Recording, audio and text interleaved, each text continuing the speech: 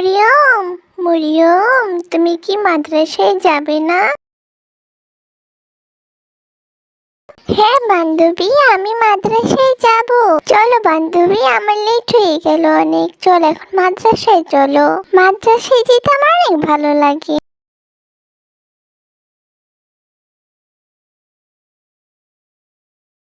আসসালামু আলাইকুম ম্যাম। ওয়ালাইকুম আসসালাম। ছাত্রছাত্রীরা, আজকে তোমাদের গুড টাচ আর ব্যাড টাচ সম্পর্কে ধারণা দেব এবং গুড টাচ সম্পর্কে বুঝিয়ে বলবো।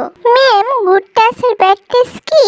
হ্যাঁ, সেটাই তোমাদের এখন আমি বুঝিয়ে বলবো। দাঁড়াও মরিয়ম, তুমি এদিকে আসো তো, একটু সামনে আসো। তোমাদের গুড টাচ আর ব্যাড টাচ সম্পর্কে জানতে হবে। তোমাদের কেউ যদি ভালোবেসে ধরে বা টাচ করে, সেটা হলো গুড টাচ। আর যদি কেউ খারাপ ভাবে ধরে, তোমাদের গোপন অঙ্গ স্পর্শ করে, তাহলে সেটা হলো ব্যাড টাচ। ব্যাড টাচ কেউ কাউকে বলতে মানা করে। তোমাদের প্রাইভেট অঙ্গ হচ্ছে তোমাদের নিজস্ব ব্যক্তিগত। কেউ যদি তোমাদের খারাপ ভাবে টাচ করে বা প্রাইভেট পার্ট স্পর্শ করে, তাহলে তোমাদের না বলতে হবে বা তাদের কাছ থেকে দৌড়ে সরে যেতে হবে। আর সেটা মা বাবাকে বলতে হবে। মা বাবাকে না বলতে পারলে আপনজনদের বলতে হবে বা শিক্ষককে বলতে হবে। আর অপরিচিত কেউ কিছু খেতে দিলে তা খাবে না, তাড়াতাড়ি সেখান থেকে চলে যাবে। আমি তোমাদের শিখিয়ে দিতেছি কোনটা ব্যাড টাচ আর কোনটা গুড টাচ। তোমরা গুড টাচ আর ব্যাড টাচ শিখে রাখো।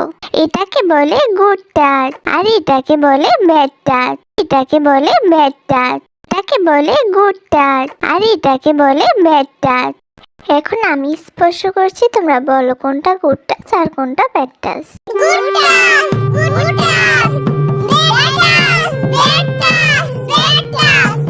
এবার কি তোমরা বুঝেছো? তোমরা কি এখন বুঝতে পেরেছো সবটা? আচ্ছা, আজকে এই পর্যন্তই। আবার কালকে নতুন টপিক নিয়ে কথা বলবো। আসসালামু আলাইকুম এভরিওয়ান। এরকম সুন্দর সুন্দর ইসলামিক ভিডিও পেতে আমার চ্যানেলটা প্লিজ সাবস্ক্রাইব করবেন এবং লাইক কমেন্ট করতে ভুলবেন না। আল্লাহ হাফেজ।